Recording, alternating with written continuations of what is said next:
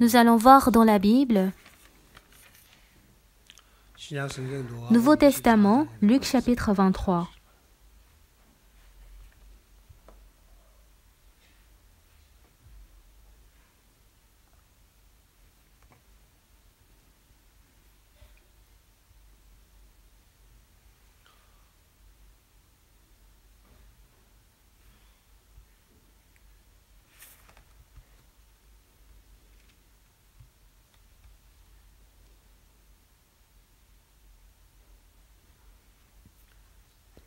Luc 23, à partir du verset 50. Il y avait un conseiller nommé Joseph, homme bon et juste, qui n'avait point participé à la décision et aux actes des autres. Il était d'Arimathée, ville des Juifs, et il attendait le royaume de Dieu. Cet homme se rendit vers Pilate et demanda le corps de Jésus. Il le descendit de la croix, l'enveloppa d'un linceul et le déposa dans un sépulcre taillé dans le roc où personne n'avait encore été mis. C'était le jour de la préparation et le sabbat allait commencer. Les femmes qui étaient venues de la Galilée avec Jésus accompagnèrent Joseph, virent le sépulcre et la manière dont le corps de Jésus y fut déposé, et s'en étant retournées, elles préparèrent des aromates et des parfums. Puis elles se reposèrent le jour du sabbat selon la loi. Le premier jour de la semaine, elles se rendirent au sépulcre de grand matin, portant les aromates qu'elles avaient préparés. Elles trouvèrent que la pierre avait été roulée de devant le sépulcre, et étant entrées, elles ne trouvèrent pas le corps du Seigneur Jésus. Comme elles ne savaient que penser de cela, voici deux hommes leur apparurent en habits resplendissants. Saisies de frayeur, elles baissèrent le visage contre terre, mais ils leur dirent, « Pourquoi cherchez-vous parmi les morts celui qui est vivant? Il n'est point ici, mais il est ressuscité. Souvenez-vous de quelle manière il vous a parlé lorsqu'il était encore en Galilée, et qu'il disait, « Il faut que le Fils de l'homme soit livré entre la main des pécheurs, qu'il soit crucifié, et qu'il ressuscite le troisième jour. » Et elles se ressouvinrent des paroles de Jésus. À le retour du sépulcre, elles annoncèrent toutes ces choses aux 11 et à tous les autres. Celles qui dirent ces choses aux apôtres étaient Marie de Magdala, Jeanne, Marie, mère de Jacques, et les autres qui étaient avec elle. Ils tinrent ces discours pour des rêveries et ne crurent pas ces femmes. Mais Pierre se leva et courut au sépulcre, s'étant baissé, il ne vit que les linges qui étaient à terre, puis il s'en alla chez lui dans l'étonnement de ce qui était arrivé. Nous avons lu jusqu'au verset 12. Lorsque les gens ils voient des choses qui sont déroulées, ils font soit l'admiration, ils sont de l'émotion, et aussi ils font de louanges. Mais ils n'ont jamais imaginé que ce genre de travail allait arriver en eux, et non pas l'imagination, ils ne croient non plus. C'est pour cela que ce travail s'accomplit aux personnes extrêmes. Alors, ce genre de travail dans le monde, nous appelons que c'est le miracle. Alors, ce miracle s'accomplit à travers quel genre de personnes? Le miracle peut s'accomplir avec quiconque, mais pour qu'il y ait le miracle, on a besoin de la route, du chemin, et c'est ainsi que nous pouvons faire amener ce miracle, donc dans ma vie, à travers moi, pour que cela puisse s'accomplir dans ma vie, on est en train de travailler. Alors, en d'autres mots, lorsque les gens ils mènent leur vie, ils essaient de chercher de nouvelles choses, et dans leur vie, ils fabriquent de bonnes choses pour les utiliser utilement. C'est pour cela que, bien-aimés, nous sommes en train d'utiliser les voitures, et pour faire un long voyage, nous prenons de l'avion. À Gwangju, bien-aimés, il y a le métro, il y a aussi les trains.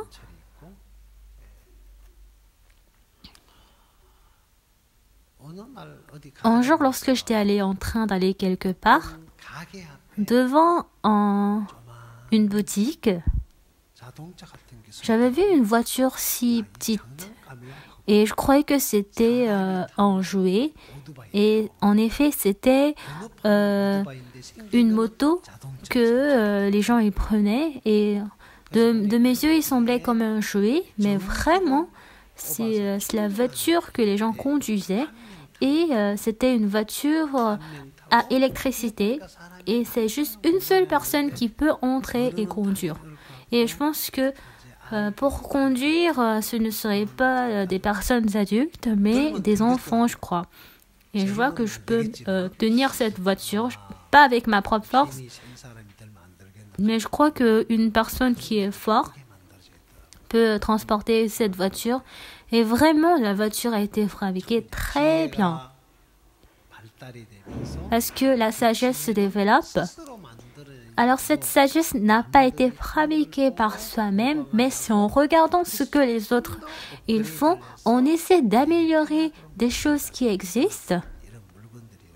C'est pour cela que nous avons les matériels, les outils que nous avons actuellement et nous les utilisons. Alors, d'où est-ce que cette sagesse vient? Cette sagesse n'est pas en moi, mais elle se trouve en Dieu. Mais parce que les gens ne connaissent pas cette méthode et l'origine de cela, et c'est pour cela que les gens ils veulent connaître les sagesses du monde.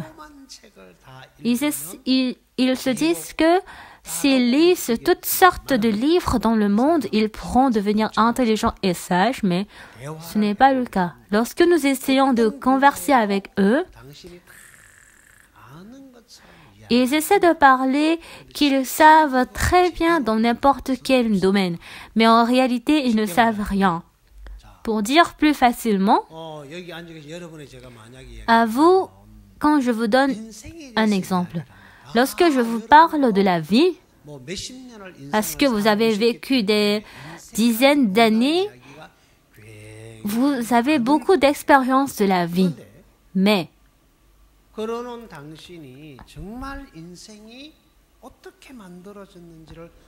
quand je vous donne cette question, disons, savez-vous comment la vie a été fabriquée? Vous allez dire, mais qui est-ce qui va fabriquer la vie? Et il y a encore d'autres personnes, ils vont dire, ah, par hasard, le singe est devenu l'homme après évolution. Je crois qu'il y a beaucoup de gens qui donnent ce genre de raisonnement, parce que c'est la liberté. Oui, ils peuvent faire comme ça, n'importe quelle personne. Beaucoup de gens parlent de leur avis ou de leur opinion. Et ce n'est pas une mauvaise chose, mais ils ont cette liberté, ils ont cette autorisation de parler de la sorte. S'il y avait la loi de ne pas parler de cette manière, ils ne pourront pas du tout dire.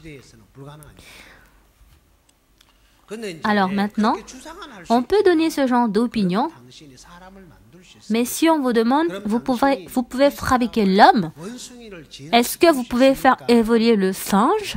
Vous ne pourrez pas faire. C'est une chose impossible. Alors, nous essayons de comprendre des choses possibles, nous essayons d'accepter et nous croyons.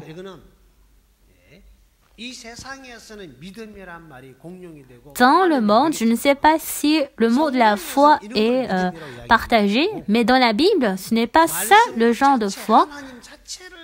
Mais si nous acceptons la parole de Dieu telle qu'elle, c'est la foi. Est-ce que c'est difficile? Ce n'est pas du tout difficile.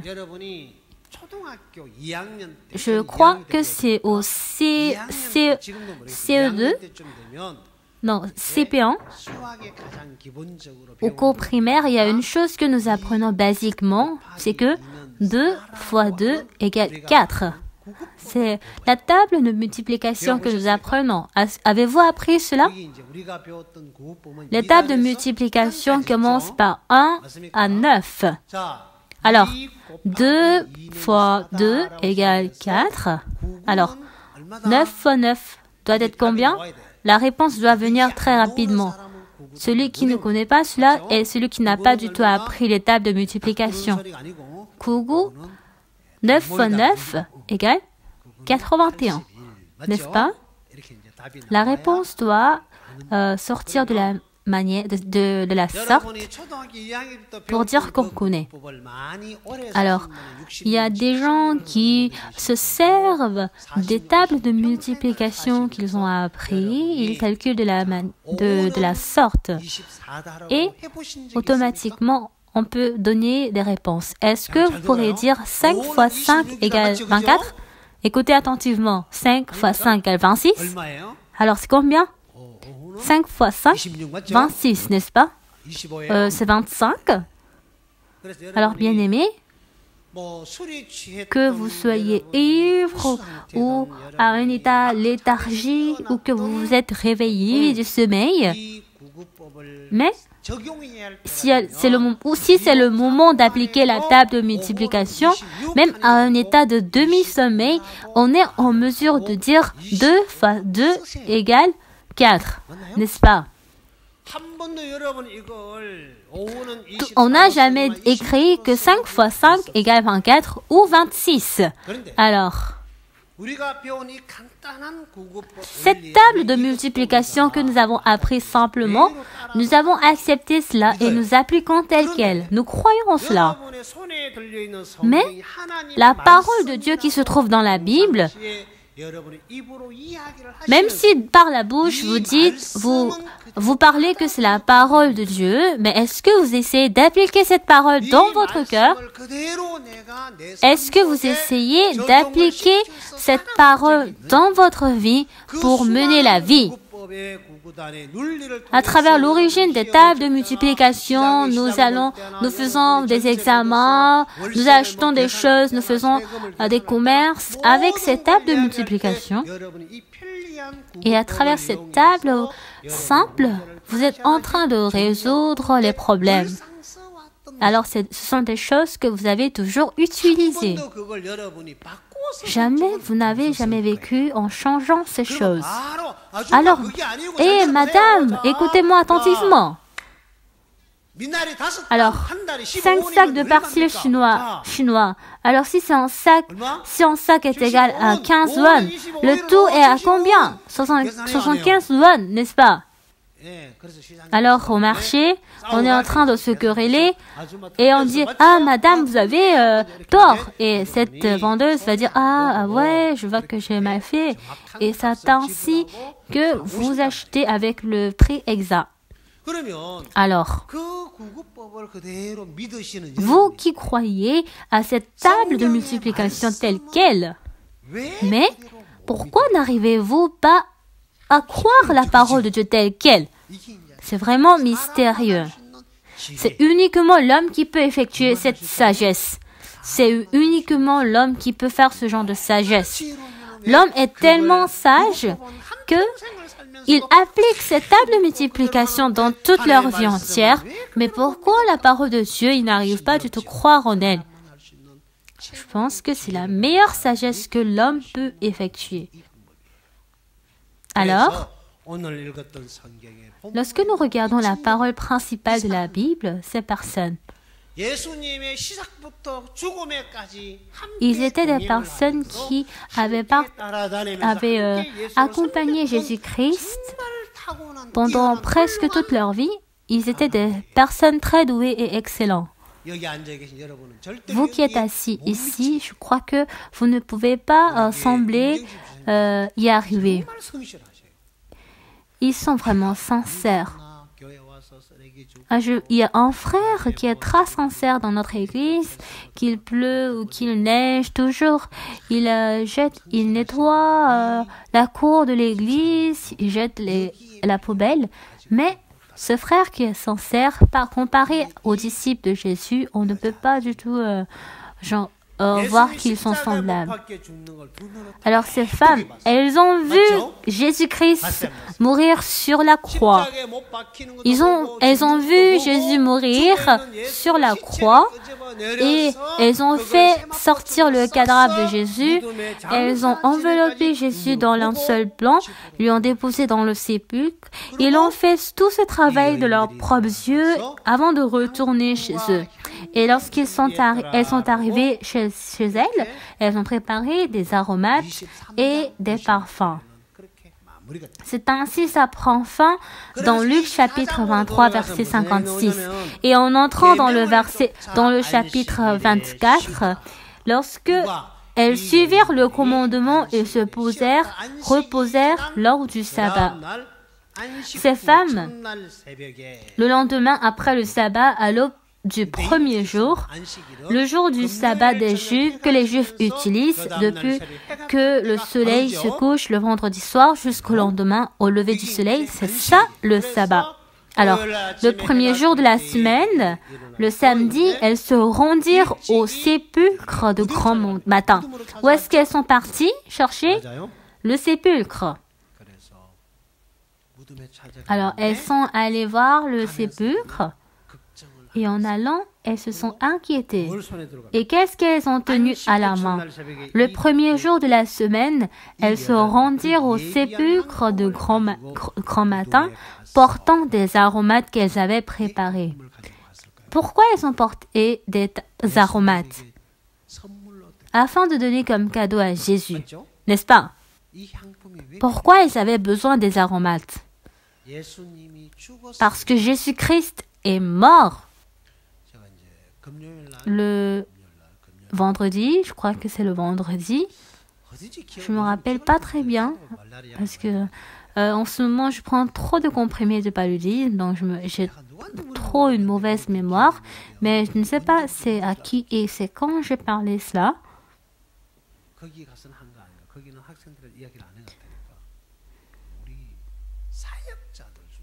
Je crois que c'est parmi nos pasteurs, ou c'est lors de la réunion des sœurs aînées, je ne me rappelle pas très bien. Alors Jésus-Christ est mort, mais pourquoi elles avaient préparé des aromates? Et ils ont répondu, ils ont dit, ces aromates font à ce que le corps ne pourrit pas, le cadavre. Vous ne connaissez pas très bien. Vous savez à quoi servent les aromates? Qu'est-ce que vous connaissez alors? Vous connaissez les tables de multiplication, n'est-ce pas? Vous avez laissé tout ce qui est à l'homme. Vous connaissez que la Bible, n'est-ce pas? Alors c'est très bien. Et quand j'ai demandé à une personne, disant pourquoi ils avaient tenu les aromates, et ils ont dit, et il y a d'autres qui disent à cause de l'oxygène, ils disent à cause de l'oxydation. Et j'ai dit oui. Et en parlant, pourquoi ces femmes avaient préparé des aromates? Réfléchissez-en. Parce que Jésus-Christ était mort, celui qui est mort, afin d'appliquer ces aromates sur le corps du cadavre, afin de mettre, je ne sais pas très bien, je ne sais pas pourquoi si on met cela, le corps du cadavre n'est pas pourri, mais c'est vide. C'est pour cela qu'il y a du momie.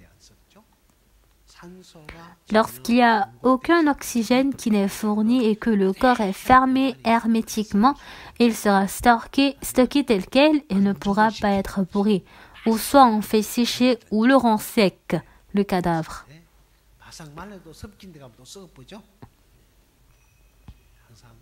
Toujours le corps du cadavre change. Alors ces femmes, en préparant les aromates et les parfums, pourquoi elles sont allées au sépulcre? Parce que Jésus-Christ qui était mort avait besoin de ces choses. Alors, en prenant cela, elles étaient entrées dans le sépulcre, mais Jésus-Christ qui devait mourir n'était pas du tout présent.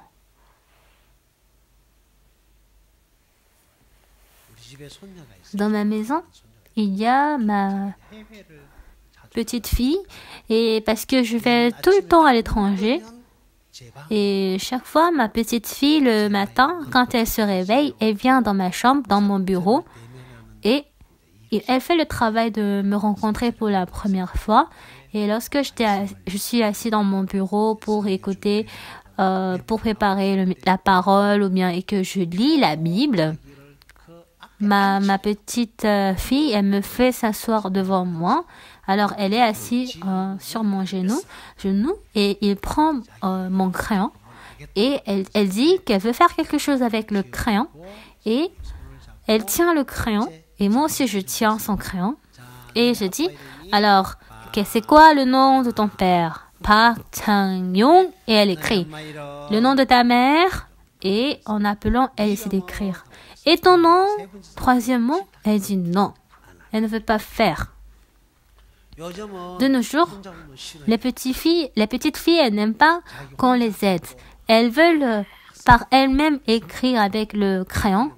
Et lorsque je la donne un papier A4, elle ne fait que dessiner jusqu'à ce que le papier ne soit noir. Je vois rien. Mais en tout cas, elle essaie de dessiner par elle-même. Et quand elle finit d'écrire dans tout le papier, elle descend. C'est ça son premier travail. Et le jour où je ne suis pas à la maison, elle vient toujours. Elle ne peut pas dire grand-père. Elle n'arrive pas à dire grand-père. Elle dit ti.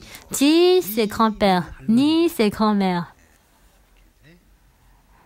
Quand on dit 감사합니다, elle dit ta qui veut dire merci. Yo qui veut dire donnez-moi. Elle enlève les mots du début pour donner le son syllabique à la fin. Et en fait, lorsque je n'étais pas présent à la maison, ma belle-fille, elle avait pris une photo de ma petite fille et ma petite fille, elle était en train de pleurer devant la porte de mon bureau parce que la porte était fermée. Elle pleurait parce que je n'étais pas là. Alors, lorsque je cherche Jésus, Jésus-Christ n'était pas là. Elles avaient vu Jésus mourir, mais ces femmes, elles ont fait descendre Jésus-Christ et elle a enveloppé le corps d'un linceul blanc afin d'organiser les funérailles. Et elles ont déposé dans le sépulcre, en d'autres mots, c'est le fait d'enterrer. Sur un truc comme le mur, entre les rochers, on creuse la terre et là, il y a assez d'espace pour que l'homme puisse marcher. Alors, il y a là un espace pour que 100 personnes puissent entrer à l'intérieur et à l'intérieur, on fabrique de l'espace pour que on puisse faire coucher le cadavre. Et on a fait un trou pour qu'on puisse regarder. C'est ça le sépulcre des Juifs. Et en tournant cela, chaque côté il y a le trou pour voir, c'est le grand-père, c'est la grand-mère, on voit la famille. À l'intérieur, on fait le funérail de cette manière. En allant au sépulcre, elles ont cherché Jésus. Oui, il y avait le sépulcre, mais on voyait que le rocher a été déplacé. Alors, elles avaient dit, qui a déplacé la pierre pour nous? Mais lorsqu'elles étaient allées, elles ne trouvèrent pas le corps du Seigneur Jésus. Donc, elles étaient en train de chercher où était Jésus. Et il y avait une personne qui avait dit, en ce moment, dans le verset 5, saisies de frayeur, elles baissèrent le visage contre terre, mais ils leur dirent, pourquoi cherchez-vous parmi les morts celui qui est vivant? Verset 4, comme elles ne savaient que penser de cela, voici 2 hommes leur apparurent en habits resplendissants. Et en ce moment, qu'est-ce qu'il a dit? Pourquoi cherchez-vous parmi les morts celui qui est vivant? Dans le cœur de ces femmes, est-ce que Jésus-Christ était vivant ou mort? Il était mort, n'est-ce pas? C'est pour cela, afin d'accomplir le funérail, parce qu'elles étaient sûres que Jésus-Christ était mort. Alors pour Jésus qui est mort, elles avaient préparé des aromates et des parfums. Mais Jésus-Christ n'était pas là.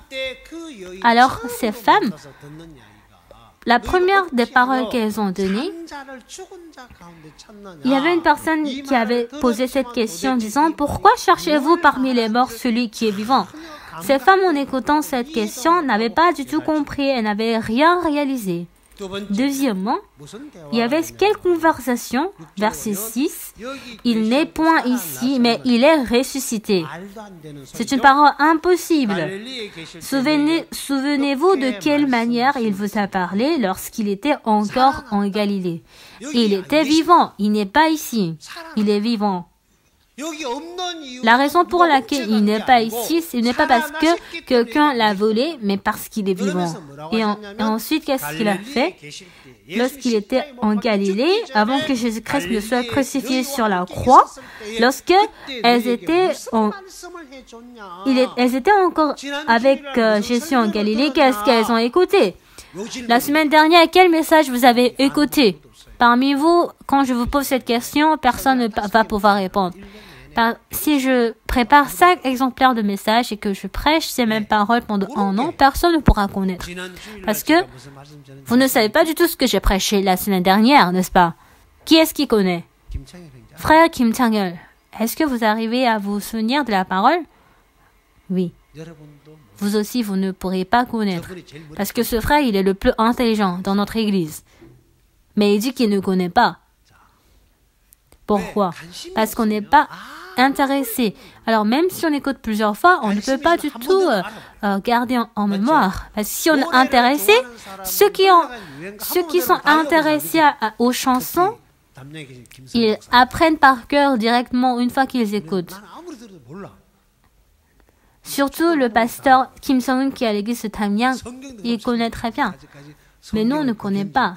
Pour le foot, je maîtrise très bien, mais jusqu'à maintenant, la parole, je ne maîtrise pas très bien. Alors, ces personnes, lorsqu'elle était encore en Galilée, souvenez-vous de quelle manière il vous a parlé. Je sais qu'il a donné une parole, mais je ne me rappelle pas du tout ce qu'il a dit. Et dans le verset 7, et qu'il disait, il faut que le Fils de l'homme soit livré entre la main des pécheurs, qu'il soit crucifié et qu'il ressuscite le 3e jour. Il faut que le Fils de l'homme soit livré entre la main des pécheurs, qu'il soit crucifié et qu'il ressuscite le 3e jour.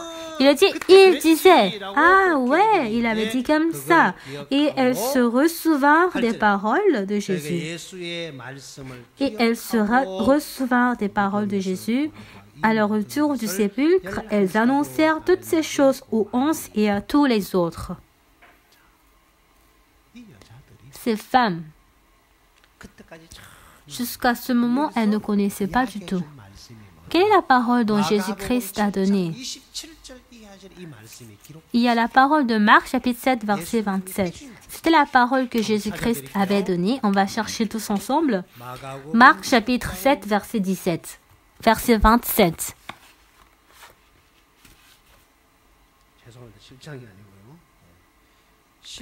Désolé, en fait, c'est Marc, chapitre 14. Marc, chapitre 14, verset 27.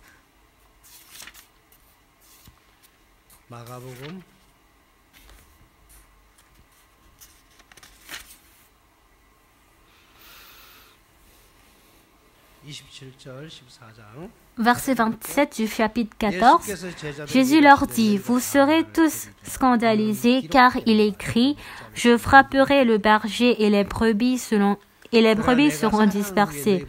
Mais après que je serai ressuscité, je vous précéderai en Galilée. » Pierre lui dit, « Quand tous seraient scandalisés, je ne serai pas scandalisé. » Et Jésus lui dit, « Je te le dis en vérité. Toi, aujourd'hui, cette nuit même, avant que le coq chante 2 fois, tu me renieras 3 fois. » Mais Pierre reprit plus fortement, « Quand il me faudrait mourir avec toi, je ne te renierai pas. » Et tous dirent la même chose. Alors ces personnes, ils ont regardé de leurs propres yeux Jésus-Christ qui était crucifié sur la croix et qu'il était mort. Ainsi, elles ont enveloppé le corps de Jésus dans linceul blanc, mais elles n'avaient pas du tout cru en Jésus. Pourquoi elles étaient allées au sépulcre? Ah, j'ai regardé de mes propres yeux. Quoi? J'ai regardé Jésus-Christ qui était crucifié et qui était mort sur la croix. Et j'ai fait descendre Jésus sur la croix et j'ai enveloppé son corps pour faire le funérail. dans le sépulcre. C'est ce qu'elles avaient vu. Alors, ces disciples de Jésus-Christ qui ont été entraînés par Jésus-Christ pendant 3 ans et demi, toutes ces paroles qu'ils avaient écoutées étaient parties où? Ils n'avaient pas du tout cru en la parole de Jésus. Le corps était avec Jésus, mais le cœur n'était pas du tout avec Jésus. Et dans leur cœur, ils avaient cru plutôt en eux-mêmes que la parole de Jésus. Alors, ces personnes doivent aller dans le sépulcre. Ils suivent la pensée. Ils suivent les choses qu'ils voient de leurs yeux.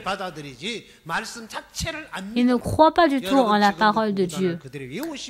Jusqu'à maintenant, vous avez appris par cœur la table de multiplication et vous les appliquez, mais vous n'avez pas du tout appliqué la parole de Dieu pour que cette parole influence votre vie.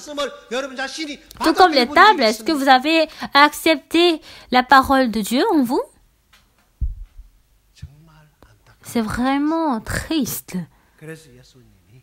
C'est pour cela que Jésus-Christ a dit, ma parole n'a pas du tout d'endroit pour que elle demeure en vous et vous êtes en train de me tuer. Cela veut dire que ces personnes ne croient pas en Jésus. Nous réalisons très facilement, nous comprenons très rapidement, mais nous ne croyons pas en Jésus. Quelle est la raison? Parce que nous croyons en nous-mêmes. Les gens, ils croient en leurs yeux, ils croient en leur cœur, ils croient au chemin, ils croient en eux-mêmes qui ont regardé Jésus-Christ mourir sur la croix, mais Jésus-Christ qui avait donné la promesse qu'il va revivre, qu'il va vivre dans 3 jours et qu'il allait partir à... Alors nous allons préparer de la nourriture pour Jésus-Christ à Galilée. C'est ça la vie et la parole de celui qui croit. Mais personne n'était allé en Galilée. Quelle est la raison? Vous avez écouté cela, vous avez appris cela. Mais parce que vous croyez en vous-même, vous n'avez pas besoin d'aller. Beaucoup de gens considèrent Jésus de la sorte. Dans Luc chapitre 2, verset 42, afin d'organiser la fête de la Pâque, ils montèrent selon la coutume de la fête.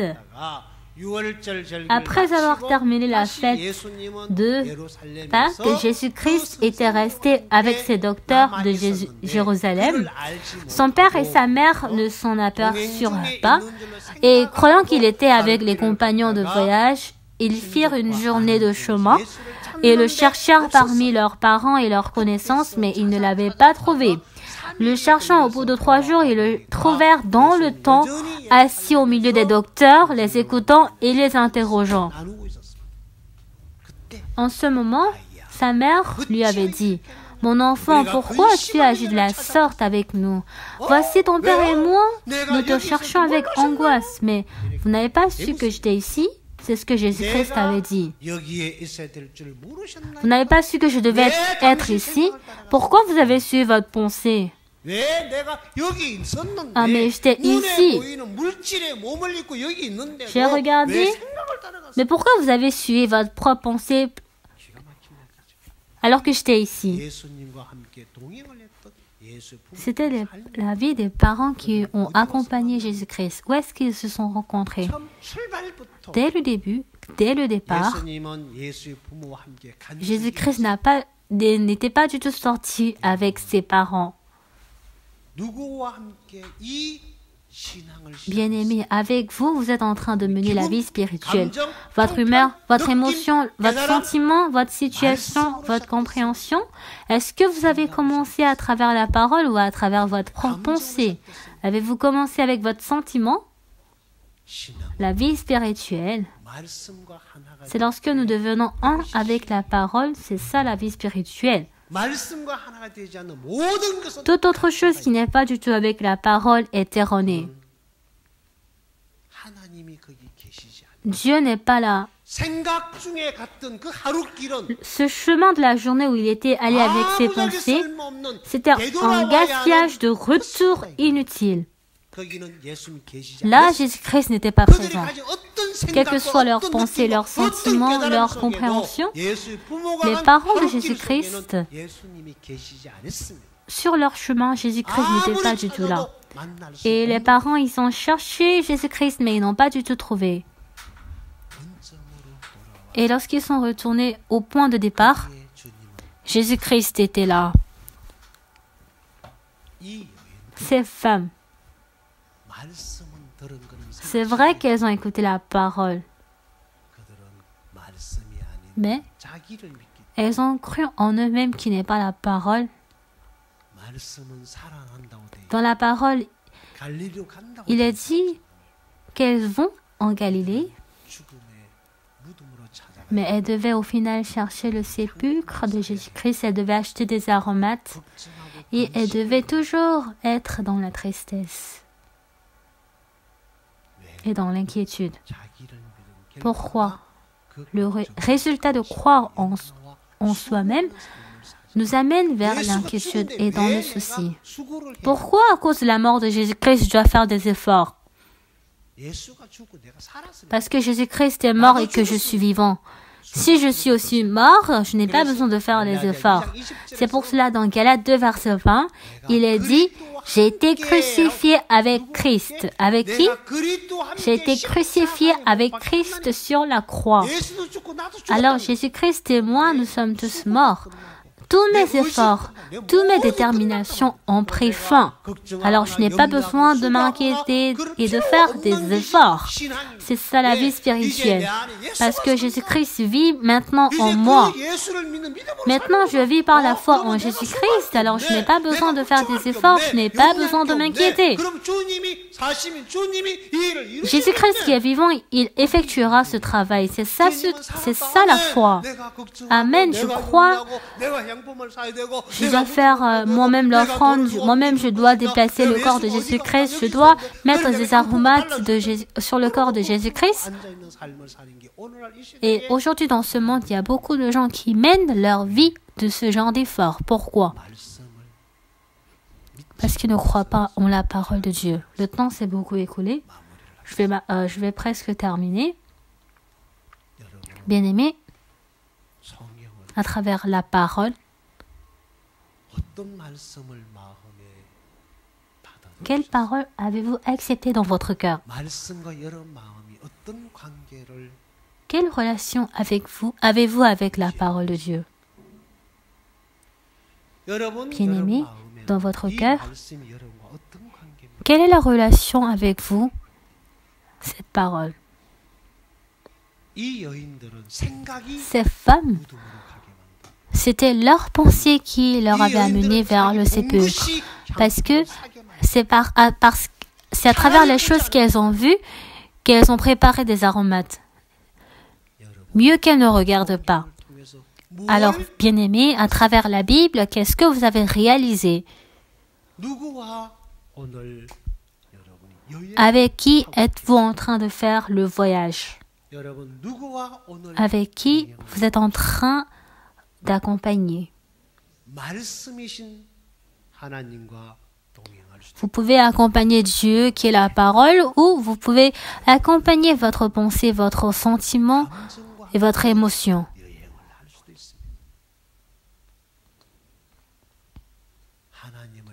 Celui qui croit en Dieu ne fait pas le voyage avec soi-même.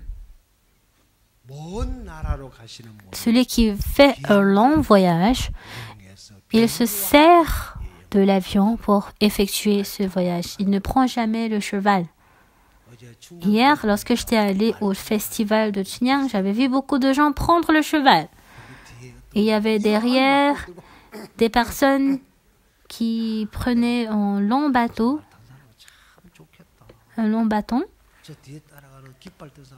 Et je voyais des gens prendre le cheval, ils se sentaient confortables. Il y avait d'autres personnes qui étaient derrière et je voyais que le bâton du drapeau était énorme. Et sur un tissu long, ils avaient mentionné de l'écriture Et je vois que les tissus étaient suspendus entre eux. Alors, ils faisaient des efforts pour... ils n'arrivaient pas à tenir le drapeau. J'avais trop envie de leur aider. Ils étaient âgés et en prenant cela, ils étaient en difficulté et devant, c'était des jeunes qui prenaient le cheval qui était confortable. La prochaine fois, j'aimerais que des personnes costauds et qui sont forts, qu'ils tiennent cela. Celui qui prend le cheval, il se sent très confortable. Par contre, celui qui tient le drapeau est dans de grosses difficultés. Mais si nous prenons ce cheval, on ne peut pas du tout aller en Afrique. On ne peut pas même aller au Ghana. Mais vous ne pourrez pas du tout aller au Japon non plus. C'est pour cela que si nous sommes avec l'avion, on peut faire le voyage. Une fois que nous sommes avec l'avion, nous pourrons aller en Amérique. Et une fois que je suis dans l'avion, je pourrai aller au Ghana, n'est-ce pas? Parce qu'à travers ce cheval, on ne peut pas du tout voyager. Alors pour que je puisse aller dans le monde de Dieu, avec qui je dois être? Avec moi? Non. Avec Jésus, on doit aller là. Amen. Une fois que vous êtes avec la pensée, vous serez enfermé dans les inquiétudes, dans les soucis. Vous devez revenir de là. Une fois que vous marchez et que vous réalisez que vous avez tort, ce serait très difficile de revenir après 1 an ou après 1 mois et demi. Une fois que nous réalisons que nous n'avons rien, alors les parents de Jésus-Christ, après 3 jours, ils ont retourné vers le point de départ et ils ont rencontré Jésus. Alors, avec qui vous devez aller? Avec votre pensée? Si vous suivez votre pensée, ce serait une vie très regrettable. Avec qui vous devez être? Avec la parole. Avec quoi? Avec la parole. Une fois que nous sommes avec Jésus-Christ, que nous prenons un transport en commun, que nous montons sur le cheval ou que nous marchons, mais une fois que nous sommes avec Jésus-Christ, au final, on peut aller vers le monde de la promesse en Dieu. Une fois que vous êtes avec la parole, votre sentiment, ce que vous avez regardé, votre émotion, ce que vous avez entendu, tout ce que vous avez réalisé, vous les négligez. Parce que ces choses vous amènent vers la destruction. Où est-ce que la parole me conduit? Vers la vie et la paix. Il est le guide. Amen. Alors, qui est-ce que nous devons accompagner? La parole. Qui est-ce que nous devons accompagner? Non, mais je vais suivre ma pensée. Si vous voulez aller en enfer, vous suivez votre pensée. Alors, qui est-ce que nous devons accompagner? La parole de Dieu. Je vais prier.